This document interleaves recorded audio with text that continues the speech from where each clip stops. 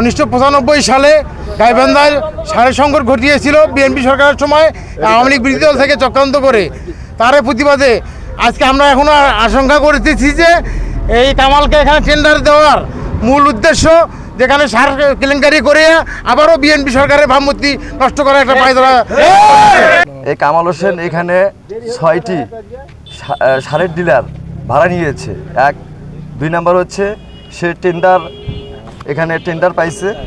এই টেন্ডার বাতিল আমরা চাচ্ছি। এখানে আমাদের বাংলাদেশ জাতীয়তাবাদী দলের কোনো প্রকার সার ডিলার আমাদের নাই গাইবান্ধাতে।